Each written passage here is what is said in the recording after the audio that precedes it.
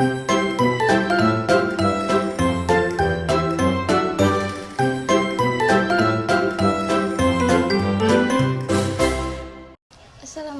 warahmatullahi wabarakatuh. Izin memperkenalkan diri, nama saya Adelia Wayuni dari Prodi Manajemen dengan nomor MPM 244111102. Saya dari kelas Manajemen 24 IX. Novel ini berhasil menyabet banyak pencapaian dan jadi bentuk kesuksesan dunia sastra. Buku yang ditulis Andrea Hirata ini jadi salah satu international bestseller, diterjemahkan ke dalam 40 bahasa asing, terbit dalam 22 bahasa, dan beredar lebih dari 130 negara. Laskar Pelangi merupakan novel pertama karya Andrea Hirata yang diterbitkan tahun 2005 oleh Bintang Pustaka. Mendulang kesuksesan, novel ini pun akhirnya dijadikan sebuah film dengan judul yang sama pada tahun 2008 yang dirilis pada tanggal 26 September dengan durasi 125 menit dan 529 halaman. Novel Laskar Pelangi menceritakan kehidupan 10 anak yang tidak mampu tetapi memiliki semangat juang untuk melanjutkan pendidikannya di Kampung Gantung, Kepulauan Bangka Belitung. Sebagian besar dari ke-10 anak yang menempuh pendidikan di SD Muhammadiyah Gantung merupakan anak dari para penambang timah di pulau dengan perolehan kekayaan alam timah yang terbesar di dunia. Meski demikian, hal tersebut berbanding terbalik dengan taraf kesejahteraan masyarakat asli di suatu daerah. Realitas itu mesti diterima oleh seluruh kalangan, mulai dari anak-anak, para orang tuanya, bahkan masyarakat miskin di daerah setempat. Di balik keterbatasan yang harus mereka hadapi, baik itu di dalam bentuk sarana dan prasarana maupun tenaga pendidik, ke-10 anak yang menjadi tokoh utama dalam novel ini tetap mempunyai semangat juang dalam kegiatan pendidikan yang tengah mereka tempuh. Ke-10 anak hebat itu dinamai Laskar Pelangi. Di antaranya bernama Ikal, Lintang, Sahara Aulia Fadila, Mahar Ahlan, Syahdan Nur Aziz, Muhammad Judloh Gufron, Nur Zaman atau Akiyong, Samson atau Borek, Muharram Huday Khairani, Trapani Ihsan Jamari, dan Harun Ardli Ramadan.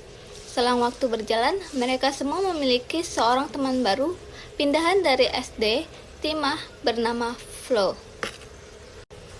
Kebersamaan dari para anggota dan Laskar Pelangi itu bermula ketika penerimaan siswa dan siswa baru di SD Muhammadiyah Gantung. Ketika penerimaan murid baru terdaftar kurang lebih 9 murid, akan tetapi sayangnya kuantitas tersebut tidak mencukupi syarat keberlangsungannya pendidikan di SD Muhammadiyah tersebut. Bahkan, beberapa waktu sebelum adanya hal tersebut, pemerintah daerah dengan melalui Departemen Pendidikan dan Kebudayaan di Sulawesi Selatan sudah memberikan peringatan pada pihak sekolah dasar Islam tersebut mengenai perencanaan penutupan sekolah yang dikatakan sudah tua itu. Hal tersebut akan direalisasikan bila mana sekolah tidak mampu mencukupi syarat minimal jumlah murid yaitu paling tidak 10 siswa seperti sudah yang dikatakan. Bila hal itu terjadi mau tidak mau ataupun suka tidak suka, sekolah yang bersangkutan tidak diizinkan untuk melakukan kegiatan belajar mengajar. Seluruh orang tua atau wali calon siswa, Bu Muslimah dan Pak Harfan pun memiliki harapan penuh menunggu kehadiran siswa ke-10 agar menyelamatkan SD Muhammadiyah. Di detik-detik terakhir, Pak Harfan yang sudah menahan rasa kecewa dalam dirinya bersamaan harus menetapkan keputusan yang amat berat. Namun di tengah kecewa yang mereka rasakan, datanglah seorang anak yang tampak lebih besar bila dibandingkan dengan anak-anak lainnya. Anak itu tidak sendiri, ia datang bersama ibunya dan ingin mendaftarkan diri sebagai murid baru di SD Muhammadiyah tersebut. Murid baru itu yakni Harun Ardli Ramadan. Ia mempunyai keterbelakangan mental dan bisa dikatakan berperan dalam menyelamatkan sekolah, seluruh siswa baru SD Muhammadiyah Gantung dan para orang tua atau wali. Kebahagiaan dan rasa haru pun tampak jelas di wajah Pak Harfan. Selama kegiatan belajar dan mengajar, yang mereka lalui didampingi pula oleh seorang guru dengan dedikasi yang tinggi akan ranah pendidikan, yaitu Bu Muslimah. Ia mempunyai kepribadian yang sangat baik, sabar, penyayang, dan sebagainya. Di dalam kisah ini, Bu Muslimah yang telah memberi julukan kepada ke-10 anak tersebut sebagai Laskar Pelangi. Tidak hanya Bu Muslimah, ada Pak Harfan Effendi Nur yang bersedia merangkap jabatan, yakni guru sekaligus kepala sekolah SD Muhammadiyah Gantung. Penyampaian materi ajar yang disampaikan oleh Pak Harfan kerap kali menyelipkan kisah teladan Nabi dan Rasul. Di novel ini, kisah perjalanan para anggota Laskar Pelangi dalam menjalankan pendidikan di SD Muhammadiyah Gantung ditemani oleh berbagai ragam emosional, mulai dari rasa bahagia, dramatis, hingga mengharukan sekalipun. Kelebihan atau keunggulan dari novel Laskar Pelangi adalah bahasa yang digunakan sangat beragam dan unik.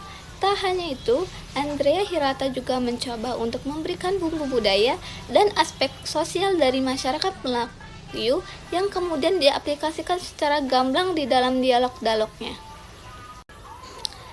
Sang penulis lihai dalam membuat suatu cerita sedih menjadi humor yang layak untuk dijadikan bahan tawa di dalam novel. Hal ini ditunjukkan melalui dialog di antara tokoh-tokoh Laskar Pelangi dan masyarakat Belitung. Novel Laskar Pelangi ini dianjurkan untuk dibaca oleh tenaga pendidik dan pemerintah yang menganggap remeh tentang pentingnya pendidikan. Pasalnya, negara ini kerap menerima ejekan atau sindiran dari negara lain karena punya sumber daya manusia yang kurang berkualitas. Tak hanya itu, meskipun novel ini sudah lama diterbitkan, Andrea Hirata seakan-akan menggambarkan masalah yang sangat relevan dengan Indonesia dan negara-negara di dunia. Ia menyinggung soal kemiskinan, pendidikan, kesenjangan sosial, dan sebagainya yang tak akan pernah selesai. Kelemahan dari novel Laskar Pelangi adalah banyaknya istilah yang tidak familiar oleh pembaca, sehingga sulit dipahami dan dimengerti meskipun terdapat kamus kecil di akhir buku. Tak hanya itu, di akhir cerita, tokoh aku tiba-tiba berubah menjadi orang lain, padahal tokoh tersebut adalah Ikal.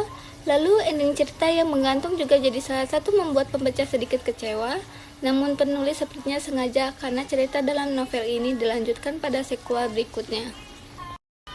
Kesimpulan dari novel Laskar Pelangi adalah banyak sekali pesan yang bisa diambil dari novel Laskar Pelangi dan diterapkan dalam kehidupan. Misalnya bersyukur kepada Tuhan, menghargai apapun yang terjadi, dan tak mudah untuk menyerah dengan terus berusaha semaksimal mungkin.